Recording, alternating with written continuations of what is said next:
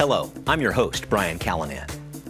Will a state measure to tax big businesses in King County for homelessness services put a halt to a similar effort within the city of Seattle? How will a new ban on wintertime evictions affect your neighborhood? And what's really being done to impact public safety downtown after a series of high-profile shootings? Councilmember Morales and Lewis join me to answer these questions and the ones you're sending in too, next on Council Edition. We clearly need to get guns off the streets and get them out of the hands of young people. You know, this is only stopping evictions in the winter. Like, we need to stop economic evictions, period.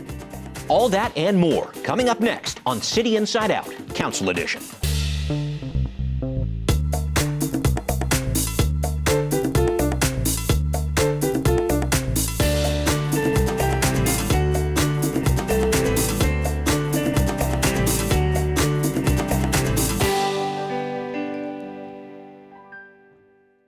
And here we go with Councilmember Morales, Councilmember Lewis. Thank you both very much for joining me here.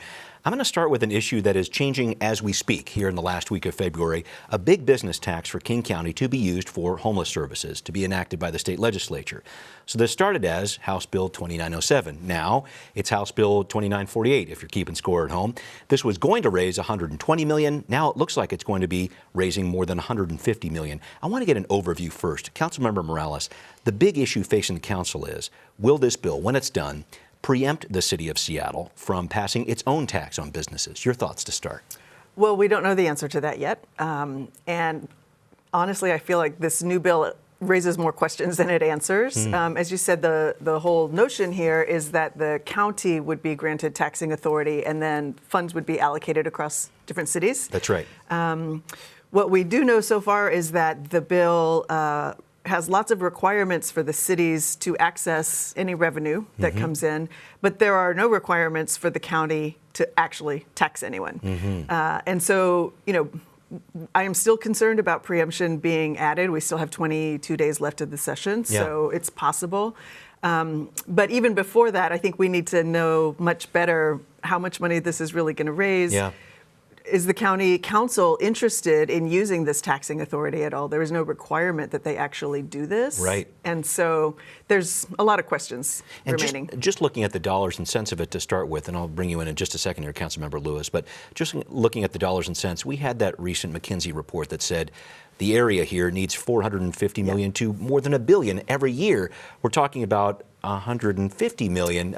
That's a big piece of this here. It's a fraction of what we need to begin to address the homelessness crisis that we have now been dealing with for many years. So that is the other issue, is that you know, even the marginally higher tax rate that they're talking about with this new bill still doesn't really address the issue. And if the bill then also includes preemption, that really hamstrings us as a city in being able to deal with this at all. So it is problematic, and I think we really need to be careful about what we're seeing coming out of that bill. And Councilmember Lewis, I'll bring you in here, just diving into the details. The state is not obligated in any way to do what the city council is wanting it to do, but I want to talk about what the council is trying to negotiate. Let me set this up with a public comment on this issue. What business in its right corporate mind would agree to this tax without a clause preempting other local Seattle taxes? Oh, and by the way, no plan on how this money would be spent. A few concerns laid out here, especially as to where this money would be spent. I know that's something you're concerned about too. Right. Well, I mean, I would start in answering that rhetorical question saying, you know, any business that wants to make material progress on addressing homelessness should concede that progressive new revenue is going to have to be part of this equation. So that would be the first answer to that rhetorical question. I think it's totally reasonable for there to be an expectation on a plan for how it's going to be spent. You know, I've always said plan first, revenue second. I think it's totally reasonable to expect built-in accountability measures to make sure that the money is being spent in a way that's actually addressing the underlying problem. One of the encouraging things about the new bill, 2948, you got it. Was that the new one? One of the encouraging things about the new bill is that it does include actually a lot of oversight, a lot of accountability measures, a lot of metric tracking. So that's an attractive new addition to it that I think should give encouragement to our partners in the business community that, you know, we are going to be spending this money in an appropriate and accountable way. You know, I think the other thing that is encouraging, though we're still a long way from where we need to get with 2948, is, you know, the council unanimously signed a letter on February 10th, and we outlined the 4 areas that we were concerned Right. about. We've actually made a little bit of progress in 2948 on the areas we identified. Like the number has gone up. That That's was one of our concerns, yep. is that this isn't enough money to address the overall problem on a regional basis. So, we are moving the price point. It has gone up. There's possibility from talking to some folks in Olympia that it could go up even further. Yeah. There is more clarity in the breakdown of where we want to see that money go. Yeah. I want to see a little more clarity on what our Sound City partners want to spend their cut on. Right, right. That's something that is being introduced into the conversation. And as I've repeatedly said, I would like to partner more with our Sound Cities, which are, for those viewing at home, Yeah. the cities outside of Seattle Right. that are still in King County, Yeah. to have more permanent supportive housing sited in those communities, Yeah. to have bigger investments of services that are there, so Seattle's not sort of the sole service provider. Right. We need to make sure that those details are in this bill, Yeah. so that we know what that money is going to go to. But I think it's a step in the right direction. It's clearly a very dynamic policy area. Yeah. There's still no preemption in the bill, which is good, and, Yeah. and that was another one of our areas of concern. Right, So right. I do think it's clear that the legislature is concerned about our thoughts as a council, Yeah, and that yeah. they are incorporating our feedback. Yeah, there's one piece that I wanted to touch on here, and I'll bring you back in just a second, Tammy. Some state legislators outside of the city of Seattle, Representative Drew Stokesbury from Auburn mentioned this to a Seattle Times interviewer, says we need a state coordinated approach to homelessness. He's saying that overall. And then he says he doesn't trust Seattle political leaders to do the job. I think that's a very stark difference between what's happening outside the city of Seattle and what's happening inside of it. Any thoughts on that?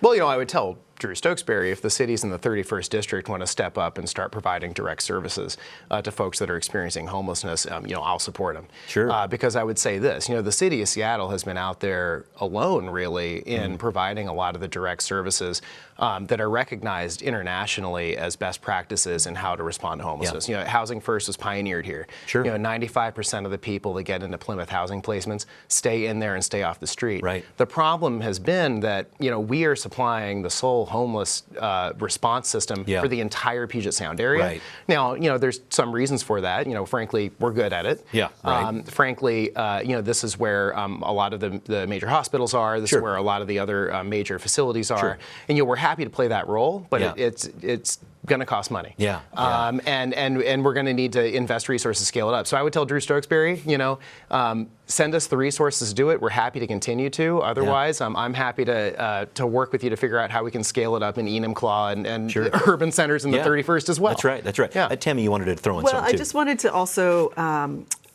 bring in the piece about the additional revenue.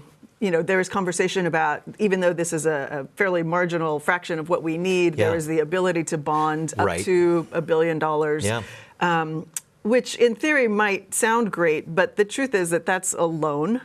And, we might bond for $1 billion for the first year, but then we've got to pay that back. And we still have 9 more years worth of bonding that Yeah, we would have right, to do right. to actually be able to address the issue. Yeah. So I think that's a little bit of a red herring to say that, this is a small fraction, but you can do so much more. I see. When the fact is that putting us $9 billion in debt to solve this problem is not very fiscally responsible. Okay. Thank you for that. A lot of math ahead on this one, Yeah. that's for sure. I want to move on to our next topic, the winter evictions ban the council just passed. So for 3 months out of the year, December through February, an eviction process might be going on, but people will not be put out on the street.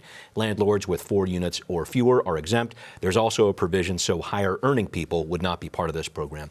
Councilmember Morales, big picture why? I'm going to set this up with a note from Roger Valdez of Smart Growth Seattle, who said, if the city is truly interested in addressing this issue with compassion, they could provide $1,000 a month for housing for 250 households who might be removed at a cost of $1.25 million. Why do we need a program like this? We have some other programs in place, I know, at the county level to help with people to prevent evictions of this nature. Why do we need a program like this? So the sort of big picture with this bill is to address the fact that some of these larger property management companies just kind of churn out eviction notices. And, we've heard from the Losing Home Report, sometimes for as little as $3, $14. Yeah. Because they don't have the kind of relationships that some of the smaller landlords have with Right. their tenants. Okay. And so this bill does not stop the eviction process. You can still begin that court process. It just says that if that process ends within this 3-month winter moratorium period, the person can't actually be put out until the winter is over. Yeah. And there were many amendments that came into the bill to address some of the concern from small landlords. There is this mitigation fund provided. Right. There is, if you own 4 or fewer homes, you're exempt from it altogether. If there's criminal behavior, that is still an issue. So Right. I do think that it is an important way to keep people from entering homelessness, given the crisis that we have had for several years now. Right. So that problem doesn't get worse. Yeah. And it really gives the tenant and a landlord the opportunity to try to cure that arrears before the eviction is needed. Yeah. And then if the landlord decides that they really need to proceed, it would at least keep that person from being out on the street during our cold, wet winter. Yeah. Councilmember Lewis, you successfully passed this amendment to set up the mitigation fund that Tammy mentioned there that would help protect landlords, monetarily at least, in situations like this. What's that all about, and where's the money going to come from for that? Right, and actually I think that's a good response to Roger's question as well, where, I actually think Roger's entirely right. Yeah. And as far as I'm concerned, my approach has always been that the best thing to do, even in an alternative to this ordinance, is to bulk up programs like Home Base and other organizations that are giving considerable support and rental assistance to prevent evictions. Right, and so in that same common interest, I put forward the amendment to create a mitigation fund. Is currently unfunded. We don't know exactly how much it's going to cost yet. And the reason is, it'll be lower based on the exemptions and other things that we passed through amendment. Yes. It was estimated to be about $500,000. It'll be less than that. It's unclear how much less. When we go into our budget cycle in the fall, it's going to be one of my priorities to figure out not only how do we fund that mitigation fund, but also can we make a bigger commitment to rental assistance generally, because this is only stopping evictions in the winter. Like, we need to stop economic evictions, period. And the way that we can do that is by working with Home Base, which has had a great track record of pairing legal assistance in eviction proceedings with rent support that can come in immediately. But the demand is much higher than the supply. And the city of Seattle, it should be noted, we are not paying into Home Base yet. Home Base is still mostly a private philanthropy run by United Way, which with money from the Mariners, money from Microsoft, money from, I think, Perkins Coie. But there hasn't been a big public investment yet. I think there should be. That's going to be a big priority for me going into the budget cycle. Or perhaps sooner as resources become available. Sure, great. I wanted to move on if I could. A lot to talk about with that one still, I know, but I wanted to talk about expanding sanctioned homeless encampments in Seattle, tiny house villages. The council just passed this measure allowing for 40 such permits in the city, up from 3 right now. Councilmember Morales, 40 seems like a big number. And I know, first off, the city doesn't have the money set aside to even set up this many camps. But I want to talk about what impact this legislation could make citywide or in your district, wherever you want to go with that, and really how you can convince more neighborhoods that having these villages for homeless people is a good idea. Sure. Well, I think Councilmember Lewis could agree with me that we just spent the last year talking about this issue hearing from on the campaign trail, from the city, from people across the city about how important it is that they want folks off the streets. This is an important first step toward helping people transition into permanent housing. And you're right, we don't have the funding to support all of them. But I think the point of that particular number, 40, is that that's how many people are homeless right now. That's how many people we need to be able to serve. So, the point of creating these a few more sanctioned encampments is to allow people to congregate in one place, to move off the street, to get access to case management and other services that they need, and to be able to do that in a way that is, somewhat more community-oriented for them. In my district, we have a couple of tiny home villages, Georgetown and Othello, where these are our neighbors. First of all, they are engaged in our community, active. We see many of them here at City Council.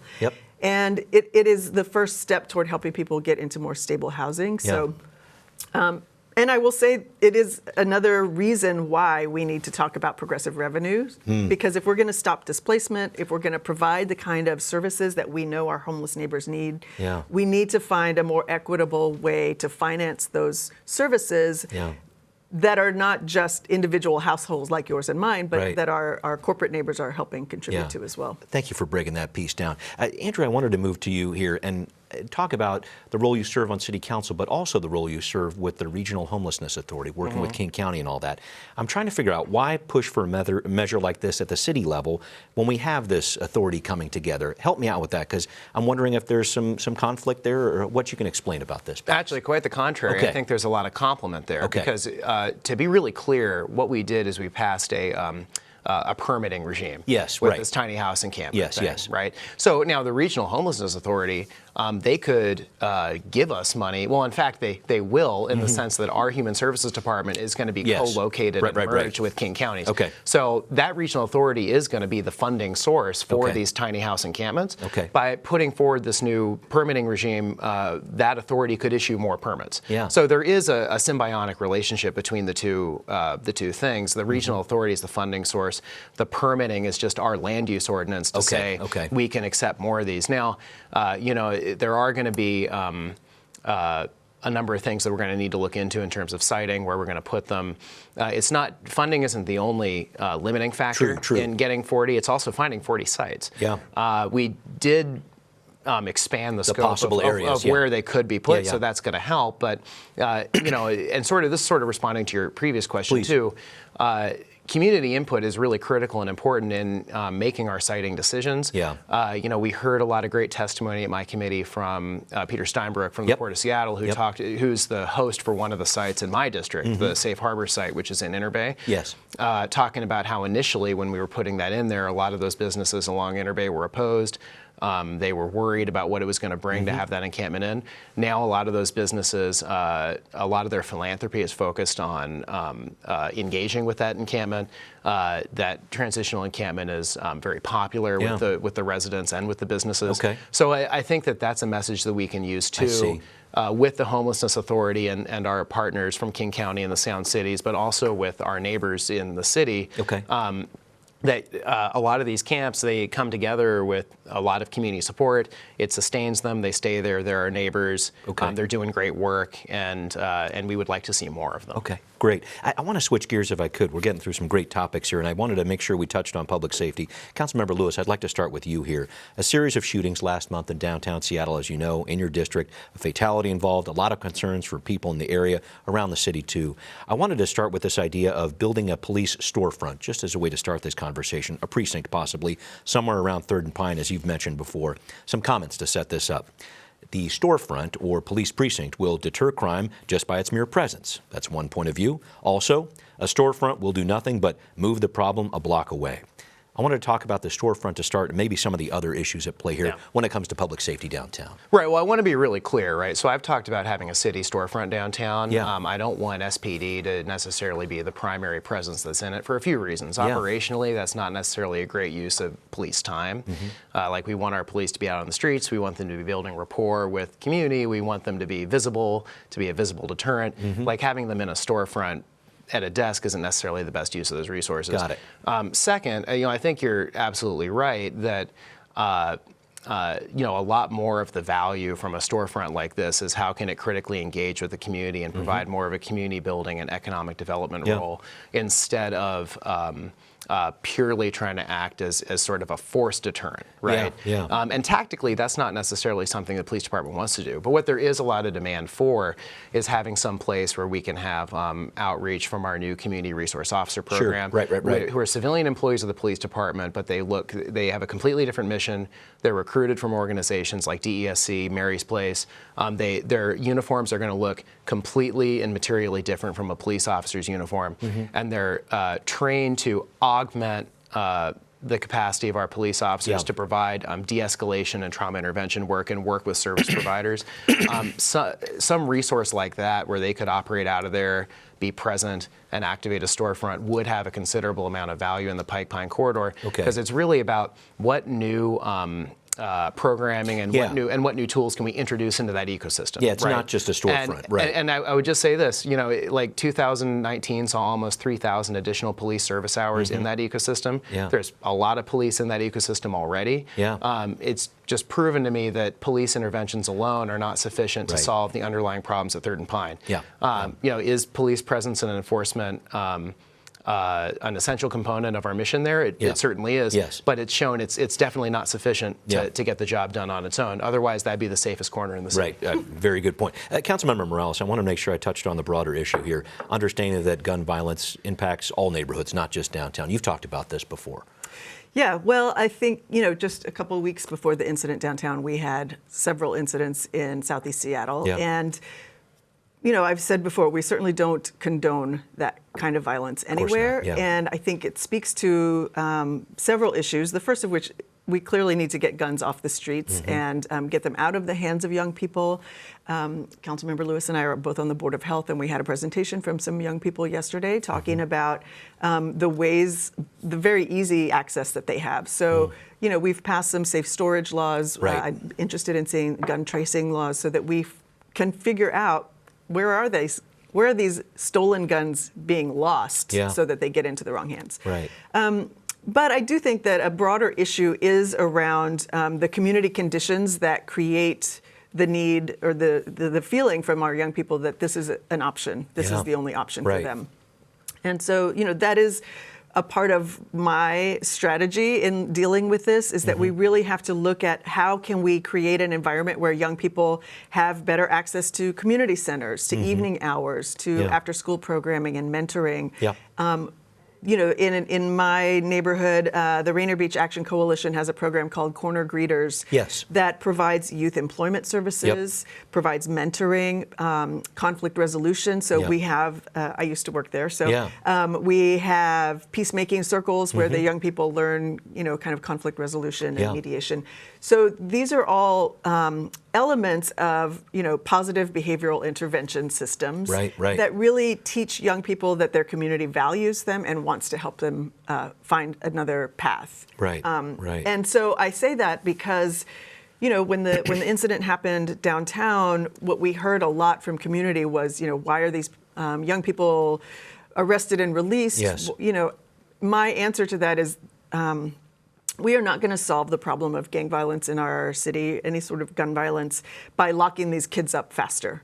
We're going to solve these problems by investing in the neighborhoods that these kids come from so that they have a different choice to make and that is an easier choice for them to make. Okay. Thank you for that. Please. One more thing I want to say on that, too, because it was a great presentation Tammy and I heard at the Board of Health yesterday. One thing that has stuck with me, and I just wanted to bring it up real quick, is Dominic Davis with Community Passageways has done a lot of great work. He told us yesterday, he said, young men will put down that gun if they can pick up a plan. And I mean, and that's just really, it's really stuck with me that it truly is. There's an economic development component of this and community building component. He has told me before the best way to stop a bullet is with a job. So there you go. That's very much same principle. And I wanted to talk about Dominic Davis, some other people here might be involved in some of the things that the mayor was talking about. As I segue into the state of the city here, she was talking a little bit about gang violence and how to prevent it or whatever else. I wonder if there's anything from that piece of her speech or anything else that struck you, Councilmember Lewis. Maybe I'll start with you on that. Right. I mean, I think that what we really did here, and I was right there in the front row for the State of the City with some of my colleagues on the council, is that I really do think we're seeing initiatives, and from my office's work with the mayor's office and in the aftermath of Third and Pine, where we really are talking at a higher level than we have historically as a city about some of the community-based interventions that we can do that are going to solve these some of these issues in an upstream way. And this has not historically been the case, right? No, I mean, I remember in years past where there'd be a flare-up somewhere of shootings or gang violence or what have you. There'd be a massive influx of police hours in that area. A couple months later, people would forget about it. It would all melt away. I think we are seeing a roadmap for a sustained commitment of more upstream investments. And I think it's important that we always remember upstream doesn't just mean investing really early in like pre-K education, Sure. although that's a piece of it. Is a piece of it, and that's critically important. Yeah. I mean, upstream can be interventions with folks that are young adults, folks that are in high school. But I think this idea that or this perception sometimes that we have that once someone is sort of too old, like, oh, they're foregone, there's nothing we can do. It's like, no, that's definitely not true. Like, you just go talk to, Dominique Davis or Sean Good at Choose 180, and you can learn there's all sorts of great ways we can be building community, we can be making a difference in people's lives. And so I do think there's a commitment for that from the mayor, and I'm happy to continue to work with her and my colleagues to make it a reality. Councilmember Morales, did that piece of the mayor's speech or anything else jump out at you? Your reaction to what you heard? Well, I do think that it's really important that there is an acknowledgement that these sorts of alternative programs work, this as an approach to public safety, but also as an approach to changing the community conditions that we were talking about. That is the answer. I need to know a little bit more about what the community response teams mean. That sounded like something new she was bringing up. So I don't know who that is, how they're funded, what protections they have if the plan is to send people into a situation. So I need to know a little bit more about what that means and how we are protecting whoever these teams are. But I do think it's important that there was an acknowledgement that these kinds of programs are effective. And and I plan to make sure that that acknowledgement continues through the budget process. Okay, thank you very much. I'm going to pick up the pace ever so slightly here. And Councilmember Morales, I wanted to talk about an issue you've been working on ever since the campaign trail, really, about building community wealth. What is that? What are you trying to accomplish? What's happening? So that is really an approach to economic development. And it is in contrast to a more conventional economic development approach where we are trying to attract, key industry, big firms from outside, often with tax breaks. In that more conventional model, the focus is on simply creating a certain number of jobs. There isn't really involvement in the local community. And so it is really sort of accepting the current system that we have where wealth inequality is just a given. Wealth building is an alternative approach that is really about developing our local assets for the benefit of local community members. So, philanthropy, community members, stakeholders are brought to the decision-making table about what development looks like. And it really is about keeping money circulating in our local economy. And about, honestly, it's a fundamental shift in the balance of power toward ordinary people rather than looking at merely how, sort of the wealthy and well-connected are going to benefit. All right. So a lot still ahead on that one. Councilmember Lewis, I need to start wrapping up here. Something you're following up on the campaign trail. It appears Queen Anne is going to the dogs, quite literally here. You talked about an off-leash area that I know is important to people in that area. Tammy and I hit a lot of doors when we were running last year. And part of that is, you learn about what the priorities are of the community, what people want to see in their city government. And one thing that really came out of that experience of knocking over 11,000 doors was learning that folks on Upper Queen Anne really have a lot of pent-up demand for an off-leash dog area. Currently there's only one that serves the entire Queen Anne neighborhood, which is down in Mcclain Park. It's a mud pit in the winter. It's not very well used. And we really could use another one in the Upper Queen Anne area, given the massive demand of having all these dog owners. It's gotten to the point too where some parks are being used as unofficial off-leash areas, and that poses its own potential challenges too. So, one place that I'm kind of looking at is Mcclain Park, which is already owned by the city of Seattle. It's a fairly unactivated park, which is in East Queen Anne. People don't really go over there much right now. Really good opportunity to put an off-leash area in there that can be a lasting new improvement for the community, and I look forward to working with my neighbors on Queen Anne to make that a reality. All right. Thank you both for your input here. All the time we have for right now. We'll see you next time on Council Edition.